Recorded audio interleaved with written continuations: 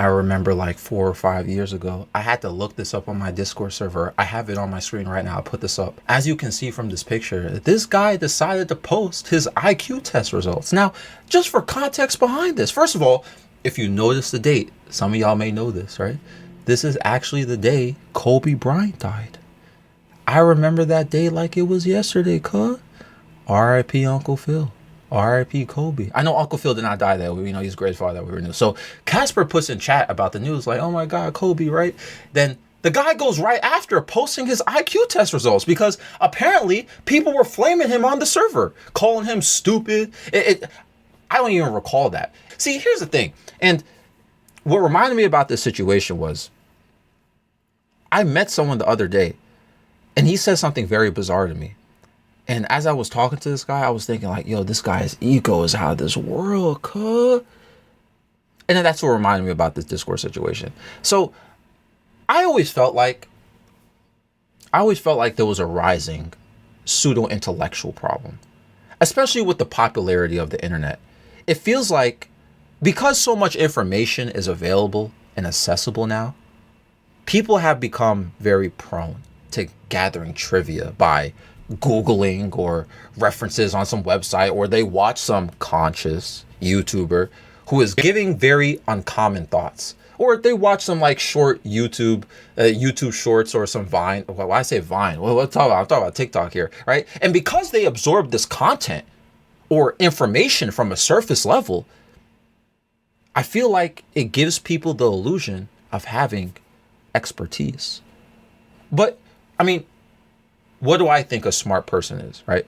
Or what an intellectual person truly is, right? It's not me. I feel like an actual smart or intellectual person, if I could characterize it, it's somebody who is curious. Not somebody who has great memory or who's just, good with their grades or whatever. Curiosity. Curiosity allows people to explore different perspectives and ideas, but a smart person is curious without letting it emotionally withdraw them from gaining unbiased knowledge. Many people are curious individuals, but they're only curious to enhance their current perspective or ideology. I feel like a smart person or an intellectual person, a true one, they have humility. They acknowledge they don't know something, so they seek to learn more about it, while at the same time respecting different perspectives in doing so. People go online, Twitter, Facebook, YouTube, whatever. They have a very strong opinion about something, or somebody will use big words in expressing that, and people will call them smart. And that encourages them to continue doing that because they'll receive a bunch of likes or retweets or whatever. It's validating for them, right? This is what's sad about the internet right now. If you challenge assumptions, or you don't accept information at face value, people are not going to be happy with you. You'll get flamed, cussed at. I've seen people doxxed just for evaluating something logically. And that evaluation or challenge, it does not automatically make a point correct, nor does it make them automatically someone to believe in. Right? It's like just questioning makes people very angry with you. I mean, everyone swears on their life and their mother's life that they're an independent thinker. Everyone says they are, right? I'm an independent thinker. But the last thing they want to do is respect different perspectives while they blindly follow trends. And that's the hard part about being human, right? Respecting different perspectives. I struggle with that at times. I mean, following trends is also a very popular thing to do because you don't want to be outcasted or disregarded because you don't want to follow or believe what everyone else is popularizing. You don't want to be that outcast. It's so bad that there are people who follow trends so much and absorb every popular opinion, and that's their whole identity. Whatever the popular opinion people have, this person is going to repeat what everyone else already says or feels. They just reiterate it. And since they're so good at it, it's like a skill of regurgitating or reciting what the majority have already said or believe. People often perceive them as insightful. or intelligent. Is this intelligence? True intelligence? Or someone who is smart? Simply echoing what others say as an opportunity because that's what's currently the topic? Or is this someone playing the game of social conformity? People idolize social media figures on Twitter, Facebook, TikTok, YouTube, whatever. And they idolize these figures who only align with the popular thought.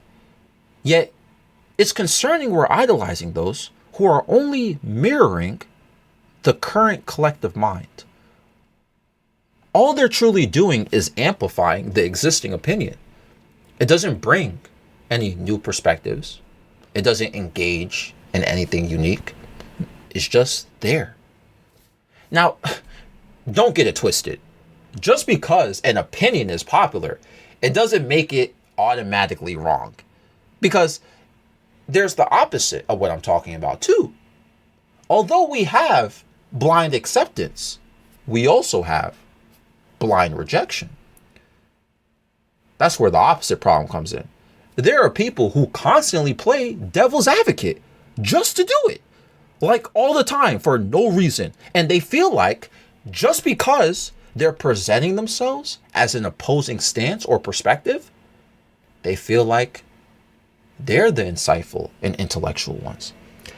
I actually know somebody who is like that. This dude never fully agrees with anything. I have a theory with him that disagreeing automatically makes him feel unique in a way. I don't know why. I used to think he's just being edgy, and I called him that. I would tell him like, bro, stop being edgy. But it's just his personality. Do I think it's bad? I think there's a time and place, which I don't think he knows how to how to distinguish. But I mean, it helps me gather another perspective when I ask him for advice. I know he's going to play devil's advocate if I tell him about a story or a situation, or I ask him about his opinion about something. So listen, I used to get mad about that, but hey, I can't deny that it hasn't made me think about something in another way that helped me make a decision.